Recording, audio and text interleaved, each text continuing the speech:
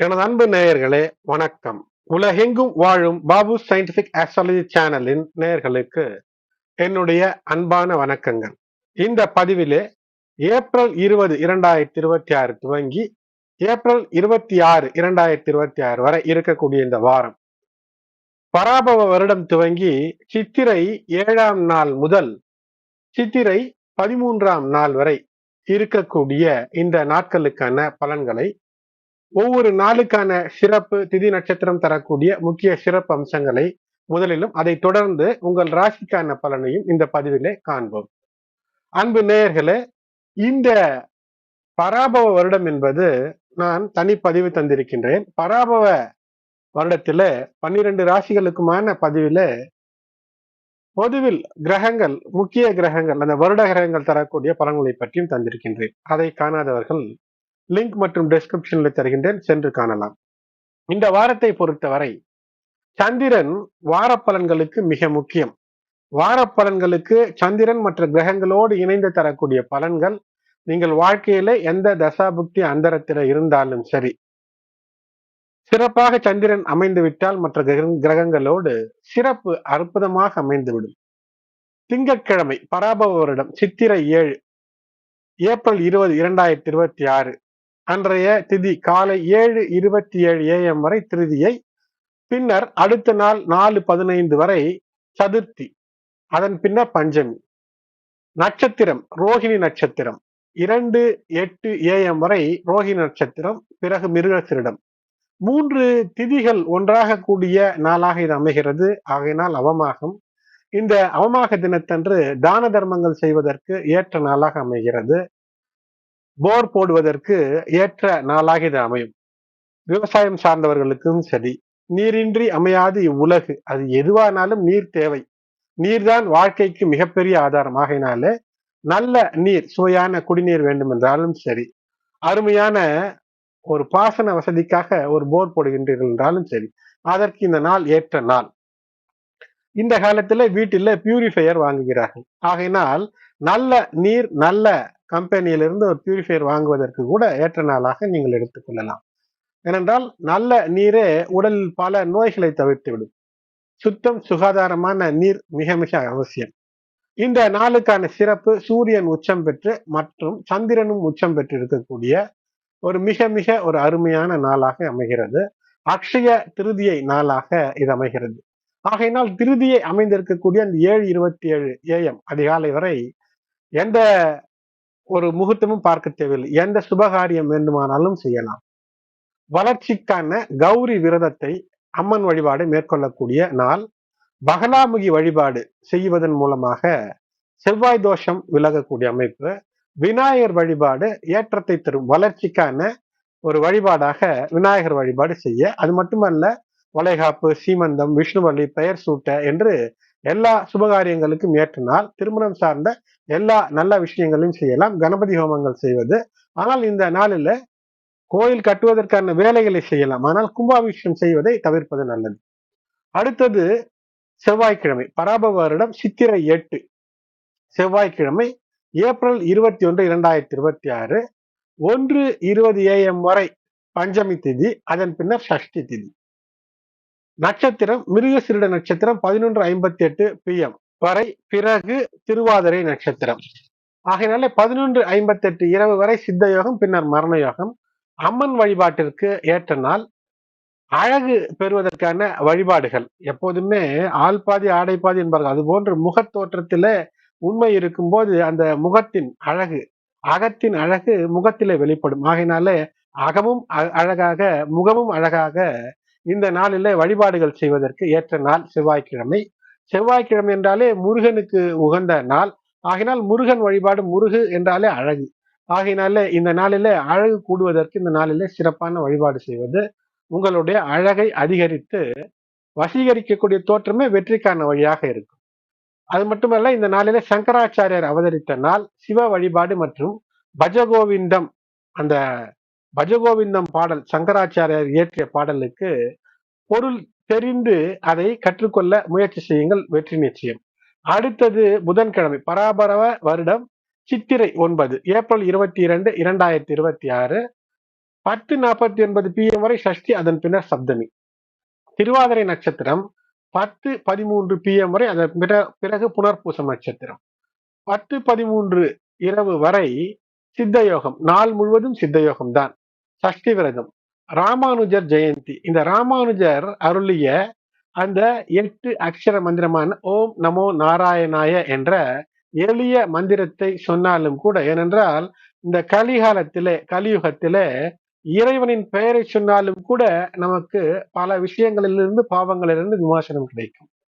அடுத்தது வியாழக்கிழமை, பராபவ வருடம் சித்திரை 10, ஏப்ரல் 23, 2026, 8:49 PM வரை சப்தமி, அதன் பின்னர் அஷ்டமி. புனர்பூசம் நட்சத்திரம் 8:57 PM வரை, அதன் பிறகு பூசம் நட்சத்திரம். ஆகினாலே இந்த இரவு 8:57 வரை, கிட்டத்தட்ட 9 மணி வரை அமிர்த யோகம், அதன் பின்னராக சித்த யோகம். எல்லா நல்ல விஷயங்களையும், நல்ல காரியங்களையும் இந்த சுப முகூர்த்த தினத்தன்று செய்யலாம். புதிதாக வீட்டிற்கு பால் காய்ச்சுவது, வாஸ்து பூஜைகள் செய்வது, வாஸ்து நாளாக வேறு அமைகிறது. காது குத்த, படிப்பை, கல்வியை துவங்க, காயத்ரி மந்திரம் படிக்க, புதிய மந்திரங்களை பொருளுணர்ந்து படித்துக் கொள்ள, தெரிந்து கொள்வதற்கான முயற்சி, திருமணம், நிஷேகம், பும்சவனம் இவையெல்லாம் செய்வதற்கு, வியாதியஸ்கள் ஏதேனும் நோய் இருக்கிறது என்றால் மருந்துண்ண, அதற்கான குளியலுக்கு, இறை வழிபாட்டிற்கு ஏற்ற நாளாக இருக்கிறது. இந்த நாள் கங்கை உற்பத்தியான நாளாக இருக்கிறது. அதாவது சிவனினுடைய தலையில இருந்து அவிழ்த்து விடப்பட்டு பிரவாகமாக பூமிக்கு வந்த நாளாக கருதப்படுகிறது. சிவன் தலையிலிருந்து இறங்கிய நாள் என்று வைத்துக் கொள்ளுங்கள். கங்கையின் வேகத்தை குறைக்க, அது எல்லாவற்றையும் அடித்து சென்றுவிடும் என்று இருக்கும் போது அதனுடைய வேகத்தையும் குறைத்தருடைய நாளாகவும் அமைகிறது. அது மட்டுமல்லாமல் இந்த சப்தமிக்கு சர்க்கரா சப்தமி என்ற பெயர். ராமர் வழிபாட்டிற்கு ஏற்ற நாளாக அமைகிறது. இந்த நாள் வாஸ்து நாள். வீடு கட்ட வேண்டும், நீண்ட நாட்களாக தடையாக இருக்கிறது என்றால் வாஸ்து நேரத்திற்கு ராகு காலம் எமகண்டமெல்லாம் பார்க்க தேவையில்லை. வாஸ்து நேரத்திற்கு கிட்டத்தட்ட 8:50, காலை 8:50 முதல் 9:40க்குள், 8:40 AM to 9:40 AM இந்த நாளிலே வாஸ்து பூஜை உங்களுடைய நிலத்திலே முறையால், உங்களுக்கு அறிந்த முறையில, பாரம்பரிய முறையில ஒரு வாஸ்து பூஜை செய்தால் வீடு கட்டுவதற்கு இருந்த தடைகள் நீங்கும். இல்லறத்திலே இனிமையாய் நீங்கள் குடியேறுவதற்கான வாய்ப்பு கிடைக்கும். அடுத்து வெள்ளிக்கிழமை, பராபவ வருடம் சித்திரை 11, ஏப்ரல் 24, 2026, 7:22 PM வரை அஷ்டமி, அதன் பின்னர் நவமி. பூசம் நட்சத்திரம் 8:14 PM வரை, அதன் பிறகு ஆயில்யம். நாள் முழுவதும் மரண யோகம் மற்றும் இந்த நாள் அஷ்டமியிலே வருகிறது. துர்க்கையம்மனுக்கான வழிபாடு செய்து, நாகதோஷம் இருந்தால் அதை போக்கிக் கொள்வதற்கு சிறப்பான ஒரு நாளாக இருக்கிறது. ராகு தோஷம் இருந்தால், ராகு பிரச்சனைகள் இருந்தால் அது நீங்கக்கூடிய அமைப்பு. அடுத்தது பராபவ வருடம் சித்திரை 12, சனிக்கிழமை, ஏப்ரல் 25, 2026, 6:28 PM வரை நவமி, அதன் பின்னர் தசமி. ஆயில்யம் நட்சத்திரம் 8:04 PM வரை, அதன் பிறகு மகம். 8:04 PM இரவு வரை மரண யோகம், அதன் பின்னர் அமிர்த யோகம். சுபகாரியங்களை இந்த நாள் பகல் பொழுதில் முற்றிலுமாக தவிர்ப்பது நல்லது. அடுத்து ஞாயிற்றுக்கிழமை, பராபவ வருடம் சித்திரை 13, ஞாயிற்றுக்கிழமை, ஏப்ரல் 26, 2026, 6:07 PM வரை தசமி, அதன் பின்னர் ஏகாதசி. மகம் நட்சத்திரம் 8:27 PM வரை, அதன் பிறகு பூரம் நட்சத்திரம். இரவு 8:27 வரை மரண யோகம், அதன் பின்னர் அமிர்த யோகம். சுபகாரியங்களை இந்த நாளிலே தவிர்க்க வேண்டும். இந்த நாள் வாசவி ஜெயந்தி. அதாவது வாசவி ஜெயந்தி என்பது ஆதிபராசக்தியின் அம்சமான ஸ்ரீ வாசவி கன்னிகா பரமேஸ்வரி என்று சொல்வார்கள். அவதார தினம் இந்த நாள். அதனால் கன்னிகா பரமேஸ்வரியை வழிபடுவது. சித்திரை மாத வளர்பிறை தசமி திதியிலே கன்னிகா பரமேஸ்வரிக்கு ஒரு கோலாகலமாக விழா எடுத்து கொண்டாடக்கூடிய நாளாக அமைகிறது. இந்த விழா மூலமாக அறநெறி, அகிம்சை மற்றும் தியாகத்தின் விஷயங்களை நாம் உணர்ந்து நம்முடைய சந்ததிக்கும் உணர்த்தக்கூடிய நாளாக இது அமைகிறது. இந்த ஆண்டு ஏப்ரல் 2026 இந்த தசமி நாளன்று, ஞாயிற்றுக்கிழமை, ஏப்ரல் 26 அன்று இது கொண்டாடப்படுகிறது.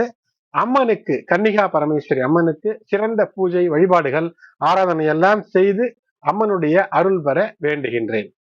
எனது அன்பு மீனராசி நேயர்களே, 2026 ஏப்ரல் 20 துவங்கி 26 வரை, பராபவ ஆண்டின் சித்திரை 7 முதல் 13 வரை இந்த நாட்களுக்கான பொது தலைப்பாக காமப்படாடவும் காதல் பிராரப்தம் என்று தந்திருக்கின்றேன்.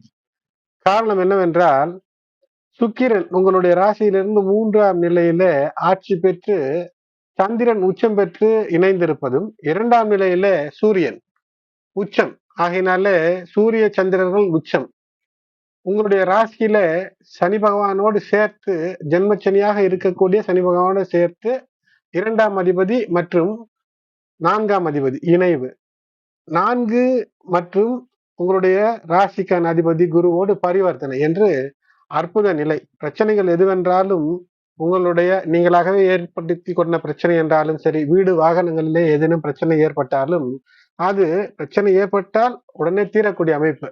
ஜென்மச்சனி காலத்துல ஏதாவது ஒரு பிரச்சனை வருவதற்கு வாய்ப்புகள் அதிகம். ஆனால் தீரக்கூடிய வாய்ப்பையும் இந்த வாரம் தருகிறது. இந்த காம படாடோபம் என்றால் முயற்சிகளை உங்கள் அளவுக்குள் வைத்திருக்க வேண்டும். அதேபோல் உங்களோடு இளையவர்களிடமிருந்து எதிர்பார்ப்பதையும் அளவோடு வைத்திருக்க வேண்டும். அன்பிற்கும் பாசத்திற்கும் ஏற்ற ஒரு அமைப்பை தரக்கூடிய வாரம் தான். ஏனென்றால் 3ல சுக்கிரன் ஆட்சி பெற்றிருக்கிறது.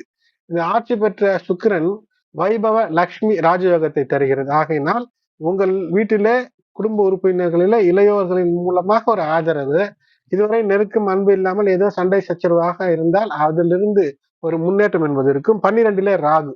அதனால் உணவு கட்டுப்பாடு தேவை. உறக்கம் சரியான நேரத்தில் தூங்க வேண்டும். தேவையில்லாத வீண் பயணங்களை தவிர்க்க வேண்டும். 6ல் கேது ஆகினால் அது 6ல் கேது இருப்பது ஏதேனும் தேவையில்லாத உணவு அல்லது தேவையில்லாத ஏதோ நட்பு உறவுகளை மருத்துவமனையில் சென்று பார்க்கிறேன் என்று சென்று தொற்று நோய் என்றால் அந்த தொற்றை தொற்றிக் கொண்டு வருவது. இதிலெல்லாம் கவனமாக இருக்க வேண்டும். விசாரிப்பது எல்லாம் சரிதான். ஆனால் அந்த விசாரிப்பதை முறைக்கு உட்படுத்தி ஏதேனும் ஒரு நோய் நொடி இருக்கிறது என்றால் காய்ச்சல் ஜலதோஷம் கூட அது தொற்றிக் கொள்ளக்கூடியதாக இருக்கும் போது மாஸ்க் சென்று பார்ப்பது, கையுறை அணிவது, இல்லை என்றால் சானிடைசர் போடுவது, இவையெல்லாம் இப்போது சகஜமாகிவிட்டது. யாரும் எதுவும் சொல்ல போவதில்லை, வித்தியாசமாகவும் நடக்கப் போவதில்லை. ஏனென்றால் உங்களுக்கு உடல்நல கோளாறு ஏற்பட்டால் அது உங்களுடைய வாழ்க்கையினுடைய தரத்தை சில நாட்களுக்கு பாதித்துவிடும். அதிலே கவனம். சூரியன் 2லே உச்சம். அதனால் அரசு சார்ந்த விஷயங்களிலிருந்து ஒரு அனுகூலம். நீண்ட நாளாக அரசு விஷயங்களில ஏதேனும் பணம் வர வேண்டும் என்று தடைபட்டு இருக்கிறது, அல்லது அரசு விஷயத்திலே ஏதேனும் சிக்கல் இருக்கிறது என்றால் அது உங்களுக்கு கைகூடக்கூடிய அமைப்பு. மூத்தோர் மூலமாக அனுகூலங்கள் உண்டு. ஏப்ரல் 21 பகல் 1 மணி அளவிலே சந்திரன் மிதுன ராசிக்கு சென்று 4ஆம் இடத்திலே குருவோடு இணைந்து கஜகேசரி யோகம் அற்புதம். திடீர் அதிர்ஷ்டம் உண்டாகும். உயர் கல்விக்கான வாய்ப்பு, தொழில் வேலைக்கான வாய்ப்பு, சுபவிரய செலவுகள் என்பது இருக்கும். அதாவது உங்களுடைய பிள்ளைகளுடைய கல்வி செலவுக்கோ அல்லது திருமணம் சார்ந்த விஷயத்திற்கோ அல்லது நல்ல விஷயங்கள் தங்க நகை மாற்றுவது அல்லது வெள்ளி நகை மாற்றுவது போன்ற விஷயங்களுக்கு செலவு செய்யக்கூடிய அமைப்பு என்பது இருக்கும். ஏப்ரல் 23 பகல் 4 மணி அளவில் சந்திரன் கடகராசியில பெயர்ச்சி. இப்போதும் கூட இந்த நாளிலும் கூட பிள்ளைகளுக்கு செலவு செய்து மகிழக்கூடிய அமைப்பு, வாழ்க்கை துணையோடு இனிய செலவுகள் ஏதேனும் இருக்கும். ஏப்ரல் 25 இரவு 9 மணி அளவில் சந்திரன் சிம்ம ராசிக்கு பெயர்ச்சி, கேதுவோடு இணைவு, கேம துரும யோகம். இதுல புதிய விஷயத்தில் எதிலும் ஈடுபடாமல் இருப்பது சிறப்பை ஏற்படுத்தும். நிதானத்தோடு பேசுவது, இல்லை என்றால் பேச்சை குறைத்து வெற்றிக்கான வழிகளை செய்வது, ஏதோ ஒன்றை யோசித்துக் கொண்டு செயல் செய்யாமல் சோம்பேறித்தனமாக வீட்டிலேயே முடங்கி டிவி பார்ப்பது, செல்போனில் ரீல்ஸ் பார்ப்பது என்ற விஷயத்தை விட்டு எந்த வயதினர் ஆனாலும், மாணவர்களாக இருந்தாலும், கல்லூரி படிப்பிலே இருப்பவர்களாக இருந்தாலும், வேலையில இருப்பவர்களாக இருந்தாலும், ஓய்வு நாள் என்றாலும் கூட இல்லத்து பணிகளை ஏதேனும் எளிய பணிகளை எடுத்து செய்வது சிறப்பை ஏற்படுத்தும். பூரட்டாதி 4ஆம் பாதத்தில் பிறந்த மீனராசி என்பவர்களுக்கு 21, 22 ஆகிய நாட்கள் இந்த வாரத்துல கூடுதல் அனுகூலத்தை தரும். உத்திரட்டாதிக்கு 20, 22ம், ரேவதிக்கு 21, 23 ஆகிய நாட்களும் கூடுதல் அனுகூலத்தை தரும். அனுமனுக்கு சனிக்கிழமைகளில் நெய் தீபம் ஏற்றுவது, சூரியனுக்கு சிவ வழிபாட்டில் ஈடுபடுவது, ஞாயிற்றுக்கிழமைகளில் அருகிலே உள்ள சிவாலயங்கள் சென்று நெய் தீபம் ஏற்றுவது சிறப்பை ஏற்படுத்தும். மீனராசி பூரட்டாதி 4ஆம் பாதத்தில் பிறந்து இருக்கக்கூடியவர்களுக்கு தொழில் சார்ந்த விஷயம் என்றால் விரய ஸ்தானத்திற்கு குருவினுடைய பார்வை பலம் என்பது இருக்கிறது. ஆகையினால் இப்போது ஏதேனும் பிரச்சனைகள் இருக்கிறது என்றாலும் கூட சுப விரயமாக முடியும். நிலம் விற்காமல் வீடு விற்காமல் இருக்கிறது என்றால் அதை விற்கக்கூடிய முயற்சி, இதுவரை விற்க முடியவில்லை என்றிருந்த அந்த தடை என்பது நீங்கும். ஏதேனும் புதிதாக ஏதேனும் ஒரு தொழிலை சிறிய முதலீட்டில கையில் இருக்கக்கூடிய பணம், பெரிய அளவு கடன் வாங்காமல் ஏதேனும் ஒரு முயற்சி செய்கிறீர்கள் என்றால் அது வெற்றியாக மாறக்கூடிய அமைப்பு இருக்கும். இருந்தாலும் கூட வீட்டிற்கு தேவையில்லாத விஷயங்களை வாங்கி குவிப்பதோ அல்லது தேவையில்லாத வீண் பயணங்களை செய்வதோ, பெற்றோர், பெரியோர், மூத்தோர் உடைய ஆலோசனையின்றி ஏதோ செய்வதோ சிக்கலை ஏற்படுத்தி தரும். உத்திரட்டாதி நட்சத்திரத்தில 1 முதல் 4 பாதங்கள் மீனராசி மண்டலத்திற்குள் அடங்கும். இதில் பிறந்திருக்கக்கூடிய மீனராசி என்பர்களே, உங்களுடைய ராசியில் சனி பகவான் இருக்கிறார். உத்திரட்டாதி நட்சத்திரத்திலே தான் இருக்கிறார். ஆகையினால நேர்மை, நன்னடத்தை, விடாமுயற்சி, உழைப்பு, உழைப்பு என்று கடமையை செய்து கொண்டிருக்கக்கூடிய, யாரிடமிருந்தும் எதுவும் அஞ்ச மனத்தோடு எதிர்பார்க்காமல் முன்னேற்றத்திற்கான சிந்தனையோடு, பரோபகார சிந்தனைகளோடு பணி செய்கிறீர்கள் என்றால், இப்போது சனி புதனோடு இணைந்து சஞ்சரிக்கக்கூடிய நேரத்தில மனதிலே சிறு சிறு ஏதேனும் இதை பண்ணலாமா, அதை பண்ணலாமா என்று குழப்பங்கள் எல்லாம் இருக்கும். அந்த குழப்பங்களிலிருந்து தவிர்த்து உங்களுடைய இல்லத்து பெரியவர்களிடம் ஆலோசனை கேட்டு எந்த செயலை செய்தாலும் உங்களுக்கு வெற்றி என்பது தேடி வரும். இல்லை என்றால் அலட்சியமாக ஏதேனும் விட்டீர்கள் என்றால் வெற்றி கைவிட்டு போகக்கூடிய அமைப்பை ஏற்படுத்தும். ரேவதி நட்சத்திரம். ரேவதி புதனினுடைய நட்சத்திரம். புதனும் மீனராசிக்குள் தான் சஞ்சரித்துக் கொண்டிருக்கக்கூடிய வாரம். அது மட்டுமல்லாம சனி பகவானோடு இணைந்து சஞ்சரிப்பது என்பது இருக்கிறது. ஆகையினால திடீர் நீண்ட தூர பயணங்கள் எல்லாம் ஏற்படுவதற்கான வாய்ப்பு, உடல் நலத்திலே சரும நோய் அல்லது நரம்பு சார்ந்த பிரச்சனைகள் வராமல் இருப்பதற்கு உடல் நல பயிற்சி, உடற்பயிற்சி, உடல் நலத்தை எப்படியெல்லாம் சரியாக வைத்துக் கொள்ள வேண்டும் என்று சரியான மருத்துவரை அணுகி ஆலோசனை பெற்று என்ன உடற்பயிற்சி செய்ய வேண்டுமோ அதை செய்ய வேண்டும். இல்லை என்றால் குறைந்தது 30 நிமிட நடைபயிற்சியாவது தினம்தோறும் செய்வது வெற்றிக்கான வாய்ப்புகளை ஏற்படுத்தி தரும். அது மட்டுமல்லாமல் கேதுவின் நிலை பார்க்கும்போது உடல் நலத்திலே சற்று கூடுதல் அக்கறை நீங்கள் எடுத்துக்கொள்ள வேண்டும் என்று காட்டுகிறது. மீனராசி என்பர்களே, இந்த வாரத்தை பொறுத்தவரை யோகங்கள் அற்புதமாக, அது மட்டுமல்லாமல் சூரியன் 2ஆம் இடத்துல உச்சம், 3ஆம் இடத்துல சந்திரன் உச்சம் என்று துவங்கி இருக்கக்கூடிய வாரம், 3ஆம் இடத்துல ஆட்சி பெற்றிருக்கக்கூடிய சுக்கிரன். ஆகையினாலே எப்படியோ பிரச்சனைகள் பெரிதாக ஆகாமல் வெற்றியாய் மாற்றிக்கொள்ளக்கூடிய அமைப்பை இவையெல்லாம் தருகிறது. சுக்கிரனின் காரணமாக சௌக்கியம், சந்திரனின் காரணமாக ஏதோ ஒரு பணம் பிரச்சனை என்றாலும் கூட தேவைக்கு அந்த பிரச்சனைக்கு தேவையான பணம் வந்துவிடும். ஆகினால் மகிழ்ச்சிக்கு குறைவில்லாமல் இருக்கும். இந்த வார துவக்கம் நன்றாக இருக்கும். அதன் பின்பு புதன், வியாழன், வெள்ளிகளில் சற்று கவனமாக இருக்க வேண்டும். ஏதேனும் நோய் தொற்றுக்கு ஆளாகக்கூடாது. தேவையில்லாத விஷயத்துல சென்று பணம் செலவழிக்க கூடாது. வாரத்தினுடைய கடைசி சனி, ஞாயிற்றுக்கிழமை இல்லத்திலே மகிழ்ச்சி பொங்கக்கூடிய அமைப்பை ஏற்படுத்தக்கூடிய கிரகநிலைகளாக இருக்கிறது. எனது அன்பு நேயர்களே, மீனராசி அன்பர்களே, இந்த பதிவு உங்களுக்கு பயனுள்ளதாக இருக்கிறது என்றால் லைக் செய்யுங்கள். உங்களுடைய மேலான கருத்துக்களை கமெண்டிலே பதிவிடுங்கள். மேலும் இந்த பதிவினை உங்களுடைய உற்றார், உறவினர், நண்பர்கள் மீனராசி, மீன லக்னத்தில் இருந்தாலும் அல்லது ராசி, மீனம், லக்னம் எதுவாக இருந்தாலும் பொதுவில் இந்த பலன் பொருந்தி வரும்படியாக கணித்து உங்களுக்காய் தந்திருக்கின்றேன். அன்பு நேயர்களே, சப்ஸ்கிரைப் செய்யுங்கள், லைக் செய்து, கமெண்ட் செய்து, இந்த பதிவினை மற்றவர்களுக்கும் ஷேர் செய்து உங்களுடைய ஆதரவினை நல்க அன்போடு வேண்டுகிறேன். நன்றி.